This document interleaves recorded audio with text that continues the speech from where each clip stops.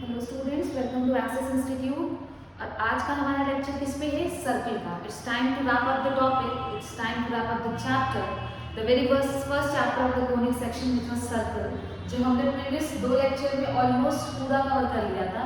बस एक छोटा सा टॉपिक और बचा है, उसके बाद आपका ये चैप्टर कंप्लीट हो जाएगा। Before proceeding towards the new topic, let me check कि आप लोगों को चीजें याद है कि नहीं है। अगर याद नहीं है तो एक क्विक रिकैप हो जाएगा with the help of some questions, tricky kind of questions।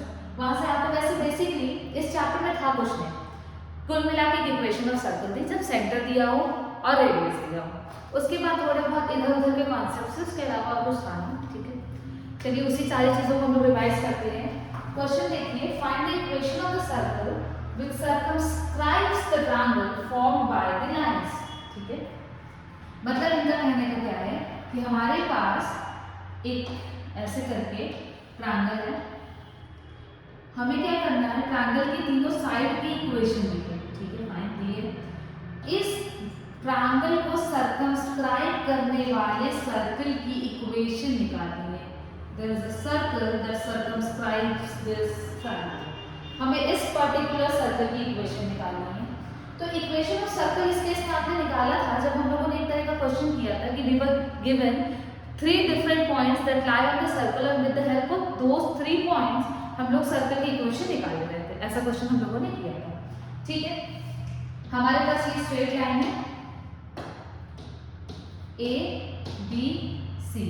हमारे पास ए बी की इक्वेशन दी हुई है, मान लेते हैं x plus y plus 3 is equals to 0। B C की इक्वेशन दी है x minus y plus 1 is equals to 0।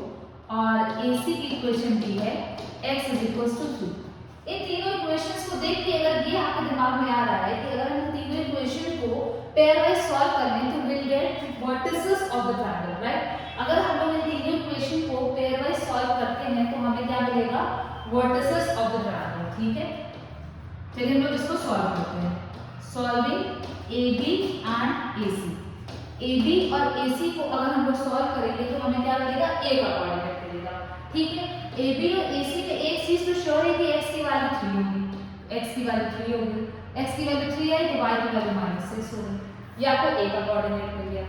ठीक है, ए बी ए सी को सॉल्व करके ये तो होपफुली आपको आता ही होगा, बहुत बचपन से ये काम करते चले आ रहे हैं हम लोग। फिर उसके बाद solving A C and B C. चलिए ए सी और बी सी को सॉल्व करते हैं। तो जब ए सी और बी सी को सॉल्व करेंगे तो हम लोगों को क्या मिलेगा? c का कोऑर्डिनेट मिलेगा। और यहाँ पे भी हमारा x की वैल्यू 3 होगी। x की वैल्यू जैसे ही इस पे 3 रखेंगे हम लोगों को क्या मिलेगा? y की वैल्यू 4 मिल जाएगी। ठीक है, third step is they will solve A B and B C. पहले स्टार्टिंग में हमने वो सॉल्व इसलिए किया जस्ट बिकॉज वहां पे हमें लग रहा था कि आसान तरीके से हो जाएगा। अब जब हम लोग ए बी और बी सी को सॉल्व करेंगे तो हमारे पास इक्वेशन है x plus y is equals to -3 and x minus y is equals to -1। दोनों इक्वेशन को ऐड कर दें तो मिलेगा 2x is equals to -4, x is equals to -2। x की वैल्यू मिल गई हमें -2 और -2 जैसे ही हम लोग किसी भी इक्वेशन में x की जगह पे रखेंगे हमें मिल जाएगा y is equals to -1। मिलेगा ये? ठीक है, ये हो गए हमारे 3 वर्टिसेस ऑफ द ट्रायंगल मिल गए आपको। अब ये जो सर्कल है इसी ट्रायंगल को ये क्या कर रहा है? सर्कमस्क्राइब कर रहा है। अगर ये सर्कल इसी ट्रायंगल को सर्कमस्क्राइब कर रहा है तो इसका मतलब क्या हो गया यहाँ पे? ये तीनों पॉइंट्स, ये जो तीनों हम लोगों ने कोऑर्डिनेट्स निकाले हैं, they are lying on the circle. अगर ये सर्कल पे लाई कर रहा है तो ये कैसे पॉइंट्स हो गए? ये हमारे इन सारे पॉइंट्स को क्या बोलते हैं? इनको बोलते हैं concyclic points। concyclic points, all the points are lie on one circle, that means they are concyclic points। और ऐसे क्वेश्चंस हम लोग ऑलरेडी कवर कर चुके हैं जहाँ पे हमें तीनों पॉइंट्स दिए रहते हैं, 3 पॉइंट्स। हम लोग क्या लेते हैं वहाँ पे? स्टैंडर्ड इक्वेशन लेते हैं, 3 इक्वेशन बनाते हैं GFC के टर्म्स में एंड सॉल्विंग दोस 3 इक्वेशंस हम लोगों को तीनों वेरिएबल की वैल्यू मिलती है G, F और C की, और उसके बाद हम लोग इक्वेशन पुट करके आंसर निकाल लेते हैं। तो यहाँ पे सिंपली क्वेश्चन कराने का मकसद ये था कि सबसे पहले तो ये डिफरेंट काइंड ऑफ क्वेश्चन हो गए कि यहाँ पे आपको पॉइंट्स पहले से खुद से निकालना है। दूसरी चीज कि आपका एक रिवीजन भी हो जाएगा कि हाँ आपको प्रोसीड कैसे करना है। बहुत रिवीजन के लिए हम लोग एक बार इक्वेशन लिख देते हैं कि इक्वेशन क्या थी हमारी? x square plus y square plus 2gx plus 2fy plus c is equal to 0। इसी स्टैंडर्ड इक्वेशन में हमें इन तीनों पॉइंट्स को सेटिस्फाई कराना है और इन तीनों पॉइंट्स को सेटिस्फाई करते हुए जो तीन इक्वेशन बनेगी जी एफ सी के टर्म्स में, उनको सॉल्व करके हमें जी एफ और सी की वैल्यू मिल जाएगी and from there we can find the equation of the circle that is circumscribing the triangle formed by these three given lines. Similarly आपको सेकंड क्वेश्चन खुद से करना है, पूरा का पूरा, फर्स्ट आधा खुद से करना, सेकंड पूरा का पूरा खुद से करना है। तो फटाफट से इस क्वेश्चन को नोट डाउन कर लीजिए और हम लोग आगे प्रोसीड करते हैं। Moving towards the next kind of question, we have to find the equation of the circle passing through the origin and the points where the line meets the axis of the coordinate। यहाँ पे भी वही चीज है, हमें वही काम करना है कि हमें तीनों पॉइंट्स निकालना है और जैसे ही हमें तीनों पॉइंट्स पता चल जाएंगे हम लोग इक्वेशन ऑफ द सर्कल निकाल सकते हैं। फाइन, ठीक है। एक सर्कल है जो कहाँ से पास कर रहा है, सबसे पहले तो वो ओरिजिन से पास कर रहा है, ठीक है भैया। एक पॉइंट तो आसानी से मिल गया 0,0। ये सबसे सिंपलेस्ट चीज हो जाती है जब एक सर्कल ओरिजिन से पास करता है, ठीक है। ओरिजिन से पास करते हुए एक सर्कल बनाना है and the circle is passing through X axis and Y axis also. कहां से पास कर रहा है, जहां पे ये जो लाइन है 3x + 4y 3x + 4y = 12, ये स्ट्रेट लाइन जिस जगह से पास कर रही है। तो अगर हम लोग इस स्ट्रेट लाइन को, या तो हम लोग को पता है ना कि इंटरसेप्ट कैसे निकालते हैं, तो अगर हम लोग इंटरसेप्ट निकाल रहे हैं इसका, मैं बस आपको क्लू दे रही हूँ, इंटरसेप्ट ऑफ एक्स एक्सिस पे इंटरसेप्ट अगर निकालना है तो क्या करते हैं, वहां पे y की वैल्यू 0 रखते हैं और जैसे ही y की वैल्यू 0 रखेंगे x आ जाएगा हमारा 4। तो x एक्सिस पे क्या इंटरसेप्ट है इसका 4,0 हो गया। फिर हम लोग नेक्स्ट क्या करेंगे, हम लोग y एक्सिस पे इंटरसेप्ट निकालेंगे, इंटरसेप्ट ऑन y एक्सिस। जब हम लोग इंटरसेप्ट ऑन y एक्सिस निकालेंगे तो हम लोग क्या करेंगे, यहाँ पे x की वैल्यू 0 रखेंगे और यहाँ से हमको मिल जाएगा y = 3। तो यहाँ पे हमको इस पॉइंट का कोऑर्डिनेट मिल गया 0,3। अब हमको क्या करना है, कुल मिला के वही चीज, equation of the circle passing through 3 points. 3 points में सबसे बड़ी चीज ये हो गई कि एक पॉइंट आपका ओरिजिन हो गया है। अगर एक पॉइंट आपका ओरिजिन हो गया है ना, तो वहां से जब आप ओरिजिन को सेटिस्फाई कराएंगे, जब आप ओरिजिन को सेटिस्फाई कराएंगे अपनी स्टैंडर्ड इक्वेशन में which was x² + y² + 2gx + 2fy + c = 0, जब आप इसमें ओरिजिन पुट करेंगे तो यहाँ से आपको सबसे बड़ी चीज जो मिलेगी, इट विल बी कि c0 आ गया। जब c0 आ गया, दोनों इक्वेशन को फिर सॉल्व करेंगे तो आपको g और f की टर्म्स में दो इक्वेशन, दो अननोन मिलेगा। आपको वैल्यूज को फाइंड करेंगे, g f की पुट करेंगे, आंसर आपका आ जाएगा। चलिए ये क्वेश्चन आपका काम है कंप्लीट करना। आगे बढ़ते हैं। We have to find the equation of the circle which passes through the origin and cuts off intercept of a and b respectively from x axis and y axis. Similar kind of question कि हमारे पास एक circle है, we have a circle जो origin से पास कर रहा है और दो पॉइंट। यहाँ पे क्या है कि हमको पॉइंट निकालने की जरूरत नहीं है। इन्होंने बोला है cuts off intercept of a on x axis, मतलब ये a, 0 और ये आपका हो गया 0, b। यहाँ पे जो इक्वेशन आएगी वो a और b के टर्म्स में आएगी। सबसे बड़ी चीज जो आपको यहाँ से ये कंक्लूजन निकलेगा कि चलिए ठीक है, x² + y² + 2gx + 2fy + c = 0 है। सबसे पहले ओरिजिन को पुट करते हैं, यहाँ पे पुटिंग 0,0 हमें मिलेगा c = 0, ठीक है। फिर पुटिंग a,0 हमें मिलेगा a² + 2ag = 0, जहां से हमें g की वैल्यू मिल जाएगी -a/2 मिलेगी, बिल्कुल मिलेगी। उसके बाद पुटिंग 0,b हमको मिलेगा b² + 2fb = 0 और f की वैल्यू हो गई आपकी -b/2। तो हमारे पास तीनों अननोन्स की वैल्यू आ गई g, f एंड c। अगर हम इन तीनों अननोन्स की वैल्यू g, f, c की value standard equation of circle में पुट कर दें तो from there will get the equation of the circle, equation of the required circle. तो कुल मिला के सबसे आसान चीज तब हो जाती है कॉन्सेंट्रिक पॉइंट में जब एक पॉइंट आपका ओरिजिन दे दिया जाए। अगर एक पॉइंट आपका ओरिजिन दे देता है तो वहां पे सिंपली एक वेरिएबल आपका खुद ब खुद 0 आ जा रहा है और वो क्वेश्चन को बहुत ज्यादा हद तक सिंप्लीफाई कर देता है। ये हो गया आपका क्विक रिकैप कि हाँ आपको इक्वेशन में पुट करने वैल्यूज आ रही हैं। अब हम स्टार्ट करते हैं अपना last topic which is parametric form of circle. Circle की इक्वेशन देखते हैं।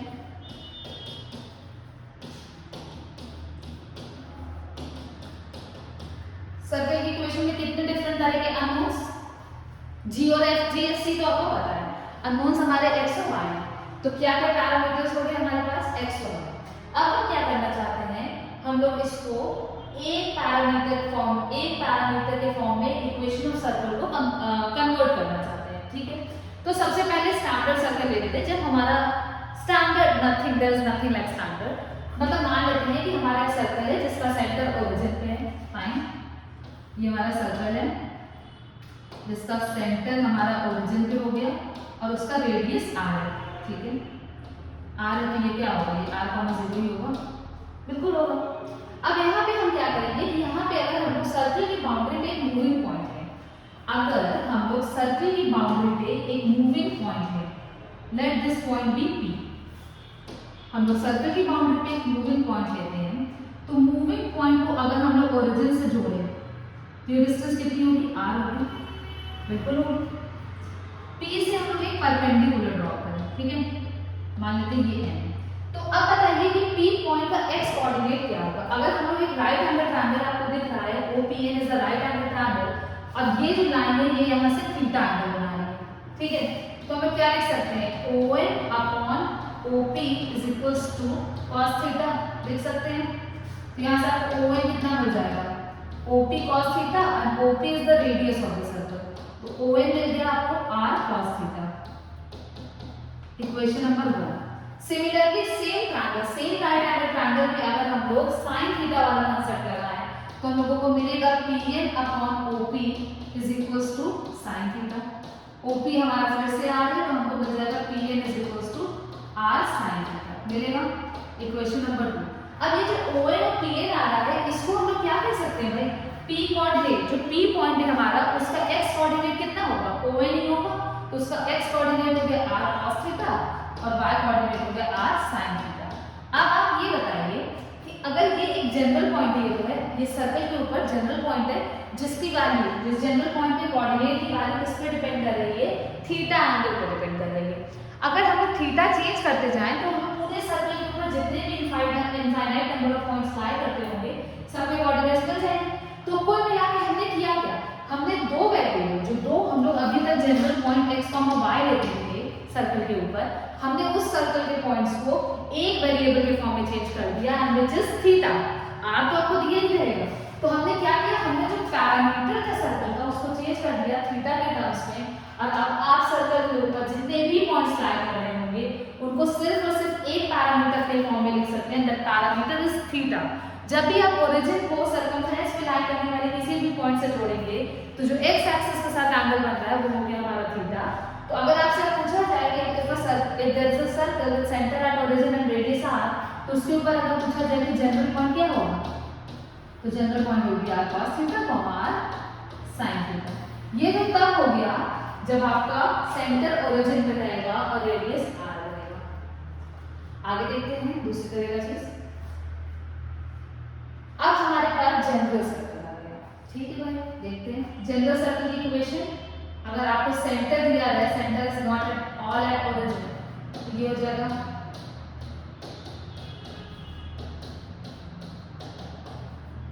जहां पे सेंटर आपका क्या है a, b और रेडियस आपका क्या है r। ठीक है, हमको ये पता चल गया। अब हमको एक चीज देखिए याद करना बहुत आसान है, बट याद नहीं करते हैं, देखते हैं लाया कैसे जाता है। मान लीजिए जानना आप बोल रहे हमको इक्वल टू के बाद r लाना है। ठीक है, r स्क्वायर लाना है, तो x की जगह r तो होना ही है।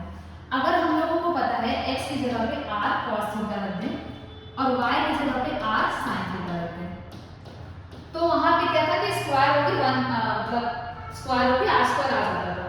लेकिन यहाँ पे क्या है कि a और b दिक्कत कर रहा है, तो अगर हम लोग x की जगह पे ये रख दें, ठीक है, अब अगर आप x की जगह पे r cos theta plus a रखेंगे तो a कैंसिल हो जाएगा और वो हो जाएगा r square cos square theta, right. Similarly तो बी भी कैंसिल हो जाएगा और यहाँ पर हो जाएगा R square sine square theta.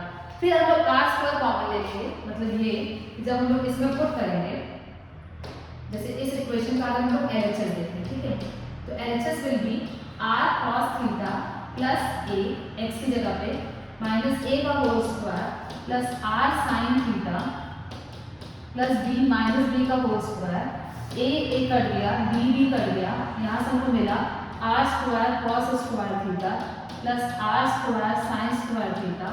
फिर हम लोग आर स्क्वायर कॉमन ले रहे हैं, अंदर बचेगा cos square theta plus sine square theta equal to r square. आ गया, क्योंकि ये पूरी चीज क्या है, ये पूरी चीज 1 है, तो ये आरएचएस के बराबर आ गया। तो कुल मिला के जब आप लोग general coordinate R cos theta और साइन थीटा ले रहे थे, अगर उसके अलावा इक्वेशन में कुछ भी क्वांटिटी उसमें ऐड या सब्ट्रैक्ट की गई है तो आपको क्या करना है, कुल मिला के उसको वापस से ऑपोजिट साइन के साथ लिख देना है। जैसे यहाँ माइनस था, यहाँ पे प्लस के साथ लिख देना है, सो दैट वो कैंसिल हो जाए और वहां हमारे को आइडेंटिटी रखने के बाद पूरी इक्वेशन आर स्क्वायर के बराबर आ जाए। ठीक है, तो ये हमारा जब जनरल इक्वेशन दिया रहेगा तो उस केस में ये हमारे क्या होंगे, पैरामीट्रिक कोऑर्डिनेट्स हो जाएंगे, जहाँ पे पैरामीटर क्या है, सिर्फ और सिर्फ थीटा है। दो पैरामीटर को एक पैरामीटर के फॉर्म में हमने चेंज कर दिया।